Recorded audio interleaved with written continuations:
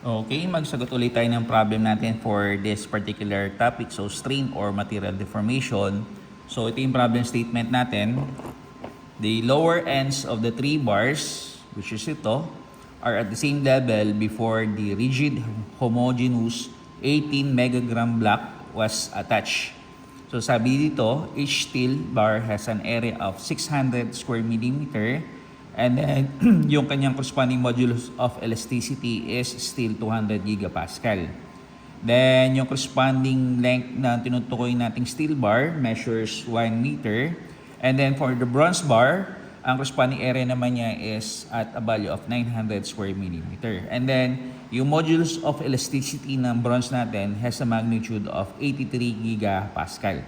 So, in this case, lumalabas mas mahaba yung bronze bar natin. So, yung length ng bronze bar natin measures 1.6 meters.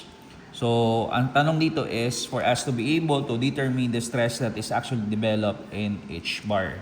So, lumalabas ganito, no? So, since ang hinahanap natin dito is stress developed in each bar, so, sulit lang natin. So, stress on the part of the bronze is basically have force exerted on the part of the bronze all over area ng bronze. Then last one is on the part of the steel. So stress on the part of the steel, you have force exerted on the steel all over area on the part of the steel. Ayan. So kung i-assess natin yung ating problem statement, lumalabas na meron tayong corresponding areas para sa steel and then para sa bronze. So, area ng bronze, area ng steel. So, para mabuo lang natin yung pinahanap natin dito, which is the actual stress developing each bar, kailangan mahanap natin yung corresponding forces. So, force on the part of the bronze and then yung force on the part of the steel. So, ayan. So, first step muna natin dito is actually to. Resolve muna natin to. So, sabi dito na yung weight ng bar natin is equivalent to 18 megagrams. So, 18 megagrams, convert natin yung 18 megagrams in terms of the number of kilogram. So, you have 18,000 kilogram. Yan. So, para ito, eventually is maging unit ng Newton kasi eventually, stressahin natin dito, dapat ang unit niya usually is in terms of the megapascal. Convert natin or eventually, dapat itong kilogram natin maging Newton. So, lumalabas, ang multiplier natin dito is yung acceleration due to gravity. So, lumalabas 9.806 meters per second square. Yan. So, lumalabas ngayon, 18,000 times 9.806. Ang atumbas niya is you have 176,508 Newton.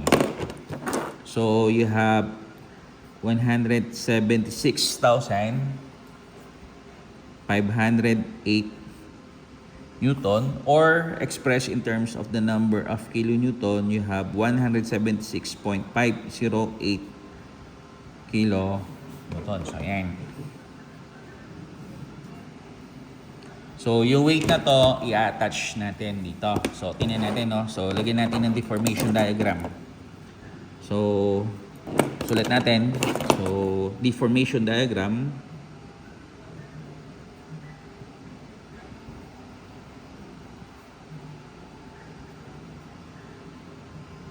So, pag nagsosolve tayo ng problem falling under the category of strain, dapat nabivisualize natin yung possible deformation diagram yan. So, yan. Ito. And then, ito. Yan. So, sulit lang natin dito.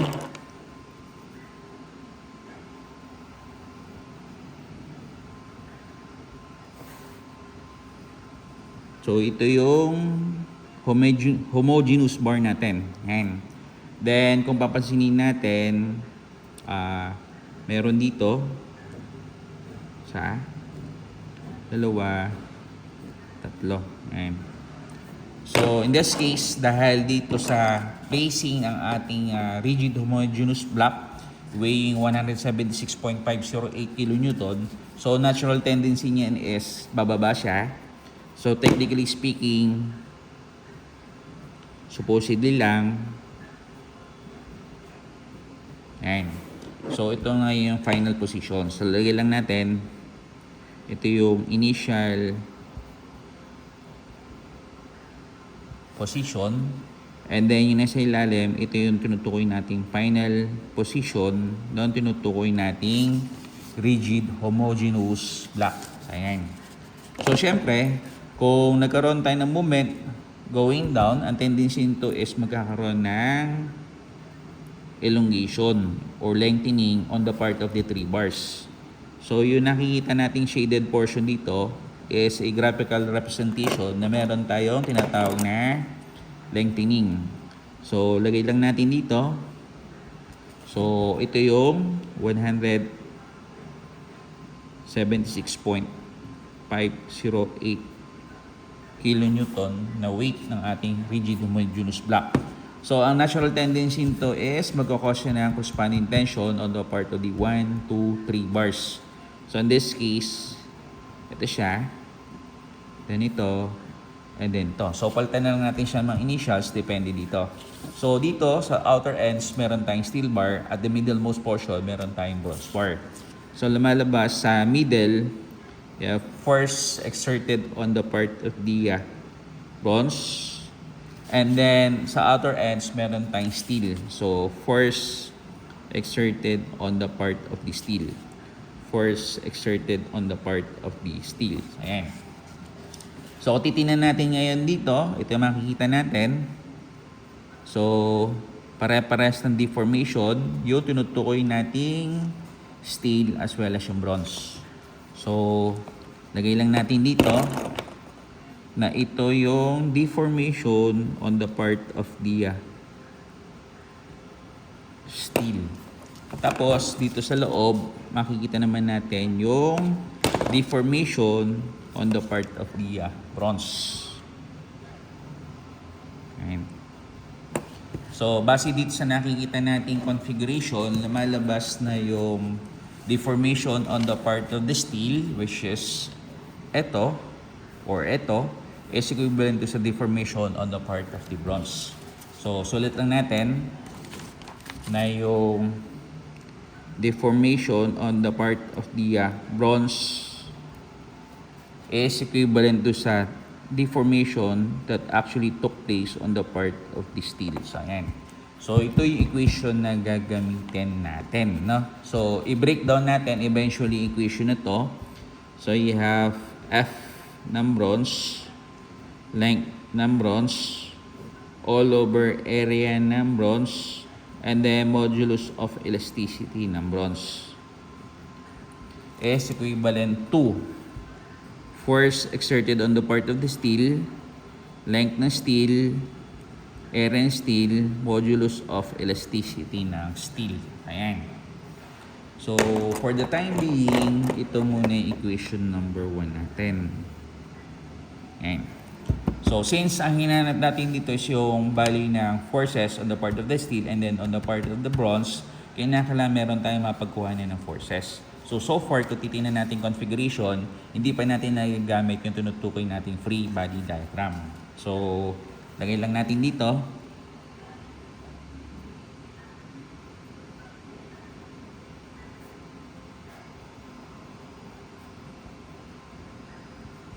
So sabi, referring to the free body diagram, so ilan ba ito? So tatlong batasan, 1, 2, and then 3, and then a single force that is going down. So lalabas ngayon dito, you have positive FST, positive F ng bronze, and then positive F ng steel, minus yung actual weight, actual load, doon tinutukoy nating rigid homogeneous block na 176.508 176.508 kilonewton is equivalent to 0. So, ayan. So, simplify natin equation, combine natin yung parts or portions which are like. So, ito, saka ito, basically combine natin. So, you have here 2 FST plus you have FBR is equivalent to you have 176.508 kilonewton. So, ito ngayon yung equation number 2. So, hanap tayo dito ng isang equation kung saan eventually masisimplify natin. So, supposedly, kuha tayo equation dito in terms of yung bronze o in terms of yung steel. So, in this case, lumalabas, you have FST. So, yung kanina, hindi natin ginalaw. You have 176.508. So, positive FBR transpose sa kabilang side minus FBR. Then, yung 2 sa FST, papailalim natin dito sa equation natin. So, ayan. So, ito ngayon yung equation number 2 natin. Ayan. So, next step natin dito is to combine equations number 2 saka 1 simultaneously. So, lagay natin. So, combine equations number 2 and then 1 simultaneously. So, tingnan natin yung ibibigay dito. Diba? So, tingnan natin. So, sulit pa na natin. So, you have here what? FBR, LBR, area ng bronze, modulus of elasticity ng bronze is equivalent to FST. So, yung FST, kakarga na natin ito siya. So, lumalabas, you have 176.508 minus, you have FBR all over 2. So, multiply by length ng steel all over, you have area ng steel and then modulus of elasticity ng steel. So, area ng steel and then modulus of elasticity ng steel. So, next step natin dito is simplify natin to. So, distribute natin mga corresponding values in such a way na magiging ganito itsura niya. So, is equivalent to. So, simplify na natin yung 176. So, 176.508 divided by 2. So, you have here 88.254. So, you have 88.254. Then, LST all over area ST and then modulus of elasticity ng steel. So, kung papasin natin may negative sign convention minus you have, pwede natin gawin na FBR all over 2 or you have 0.5 FBR as in 1 divided by 2. So, gawin na natin siya as 0.5 ng FBR. Then, you have LST all over area ng steel as well as modulus of elasticity ng steel once again. So, ayan. So, ang next step natin dito is to ilalagay na natin mga corresponding values and then simplify natin siya accordingly. So, you have here what? FBR, length ng bronze, area ng bronze, and then modulus of elasticity ng bronze once again. So, ang gagawin natin dito is, ilalagay ko na ngayon yung mga corresponding values. Or, in this case, pwede natin gawin dito is, combine natin yung parts o portions which are alike. So, in this case, makikita natin, meron ditong FBR as well as FBR. So, ang gagawin natin dito is, itong part na to, saka yung part na to, i-combine natin. So, ang mangyayari is, as is lamang tong position natin dito, as is lamang siya. So, lumalabas, you have FBR, LBR, area ng bronze, as well as modulus of elasticity ng bronze once again, di ba? Then, ang changes lamang natin dito is itong part o portion na to. So, kung titignan natin kung spanning sign convention niya, negative siya. So, ito, itatranspose natin dun sa kabilang side. So, from being negative, eventually magiging positive. So, positive 0.5 FBR, length ng steel all over area ng steel, and then modulus of elasticity ng steel is you have 88.254. 88.254 length ng steel all over area ng steel, and then modulus of elasticity ng steel once again. So lagay na natin yung mga expanding values. So titingnan natin dito. So lagay natin, you have here force exerted on the bronze. So length ng bronze, ang length ng bronze natin measures 1.6 meters. So 1.6 meters. And then yung area ng bronze natin, ang area ng bronze natin, you have 900 square millimeter. So, lagay natin 900 square millimeter. And then, yung modulus of elasticity ng bronze, is 83 gigapascal. So, you have here 83 gigapascal. Identity ng gigapascal siya, kilonewton per millimeter square. So, in this case, magka-cancel out yung square millimeter. So, matitira is FBR, then yung simplified value na number, then yung unit na meter all over kilonewton. Plus, you have 0.5 FBR. Length ng steel, so ang length ng steel natin is you have 1 meters. So, 1 meters all over area ng steel. Area ng steel natin is you have 600 square millimeter, and then modulus of elasticity ng steel is you have 200 gigapascal. So 200 gigapascal is you have kilonewton per square millimeter. So kung titingnan natin, magka-cancel out din yung square millimeter. So same unit, merong FBR, and then merong meter, and then merong meter. So sabihin, possible na sila ay pwedeng combine as one. Is equivalent to 88.254. So, ano ba yung unit ng 88.254? So, titingnan natin, ito siya. So, 176.508. Ang 176.508 is you have kilonewton. So, itong unit natin dito is you have kilonewton. So, 176.508 divided by 2, you have 88.254 in units of the kilonewton. So, length ng steel natin, ang length ng steel natin dito is you have 1 meters.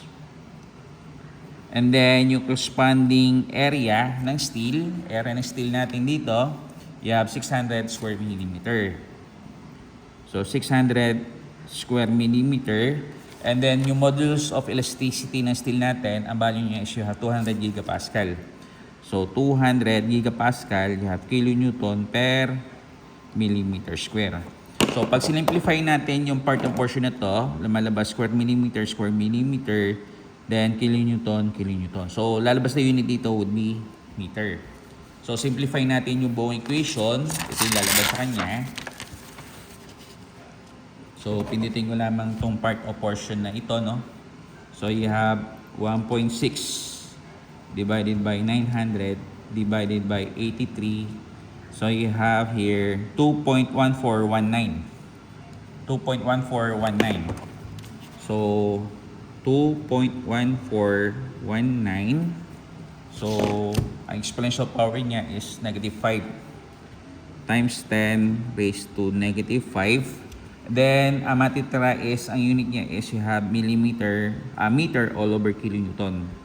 So, meter all over kilonewton ng FBR. So, dito naman sa side na to, plus you have 0.5 divided by 600 divided by 200. So, lalabas sa kanya is you have 4.1667. 4.1667 times 10 raised to negative 6. Ang unit niya, once again, is you have meter all over kilonewton ang FBR. Is equivalent to, simplify natin tong part nito. So, you have 88.254 divided by 600 divided by 200. So, lalabas sa kanya is 7.3545. So, you have 7.3545. So, 7.3545 times 10 raised to negative 4. Then, kung titingnan natin, ang unit natin dito is meter. Ayan. So, simplify natin yung equation na to. Makikita natin na meron tayo ditong 2.1419 exponential power of negative 5. Then, i-add natin sa 4.1667 exponential power of negative 6. Ulitin natin. 2.1419 exponent of negative 5 plus 4.1667 exponential power of negative 6. So, itong dalawang part o portion na to combine, ang value niya is you have 2.55857. So, you have 2.55857 times 10 raised to negative 5. So, ito yung unit niya. So, you have meter all over kilonewton in terms of FBR is equivalent to, sulit lang natin to. So, you have 7.3545 times 10 raised to negative 4 meter. Since ang goal natin dito is makuha natin yung corresponding force exerted on either the bronze or on either part of the steel, lumalabas ngayon dito na yung force exerted on the part of the bronze is equivalent to 7.3545 times 10 raised to negative 4 in units of the meter. And then itong part o portion na to, ito yung pang-ilalim o pinaka-divisor natin. All over 2.55857 times 10 raised to negative 5 meter all over kilonewton. So in this case, ang mangyari dito, magkakancel out yung meter, ang matitira dito is kilonewton. So ang kilonewton is a possible unit used to indicate units or values of the force or that of the load. So tama lang yung ginawa nating equation. So yung force exerted on the part of the bronze, i-calculate lang natin, no? So you have 7.3545 exponential power of negative 4 divided by 2.55857 exponential power of negative 5. So lalabas sa kanya is you have 28.7445. So you have here 28.7446 kilonewton. Now, since nakuha na natin yung corresponding force upon which the bronze bar is actually being subjected at a magnitude of 28.7446 kilonewton, kung babalikan natin yung previous equation natin dito, which is equation number 2, it is also possible on our part to be able to solve for the corresponding force upon which the steel bar is actually being subjected. So, lagay lang natin dito. Therefore, yung force exerted on the part of the steel, you have 176.508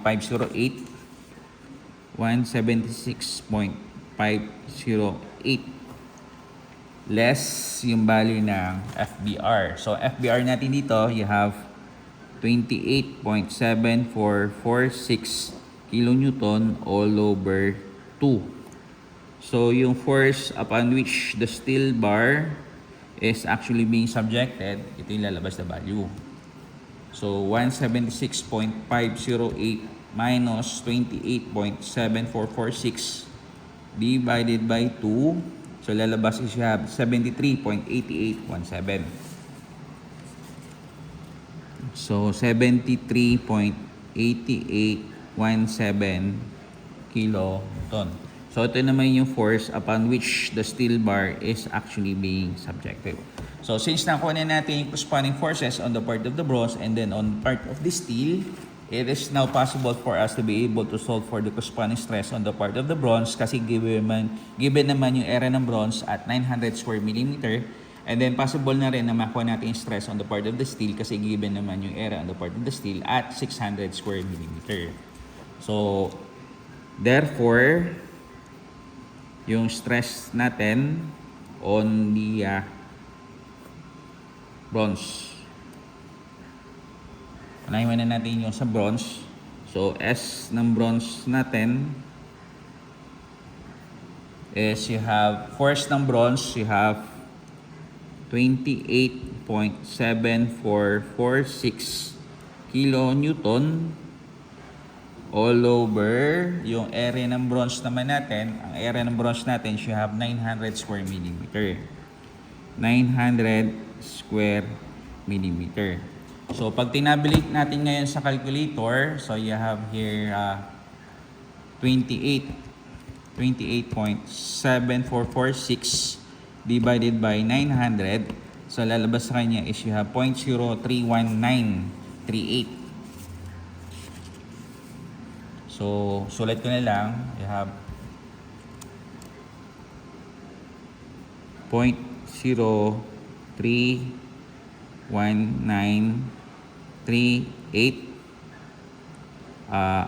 Pag sinabi nating kilonewton per square millimeter, ang identity niya is you have gigapascal. So, kung ito i-convert natin in terms of the megapascal, multiply natin siya 1,000. So, sabihin, mag-move lang tayo ng 3 decimal places. So, you have 1, 2, and then you have 3. So, you have 31.938. 31.938 megapascal. Ito yung stress on the part of the bronze. Ayan. Tapos, yung stress naman on the part of the steel.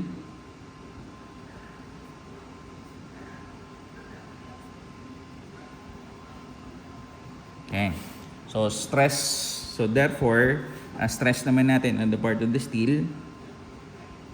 So, S steel is equivalent to force exerted on the steel. You have 73.8817. So, kung ito is kilonewton, tanggalin natin yung prefix na K. Lagay natin yung power niya, which is times 10 raised to 3. Pero instead na kilonewton, magiging newton na siya. All over yung area ng steel. Ang area ng steel natin is you have 600 square millimeter. So, 600 square millimeter. So, pag tinabilite natin, pinindot natin sa calcu, you have 73.8817 exponential power of 3 divided by 600. So, lalabas sa kanya is you have 123.1362.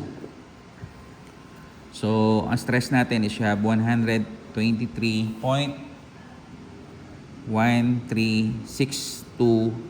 megapascal. So, ito naman yung corresponding stress natin on the part of the steel. Ayan. So, ibig sabihin, ang corresponding stresses natin on the part of the steel. So, on the part of the steel, ang corresponding stress value natin is found to be at a value of 123.1362 megapascal. Whereas on the part of the bronze, ang corresponding stress naman natin on the part of the bronze is found to be just at the value of 31.938 megapascal. So, ito yung solution natin for this particular problem. So, ito na yung pinaka-last problem natin involving sa concept ng string. So, yan.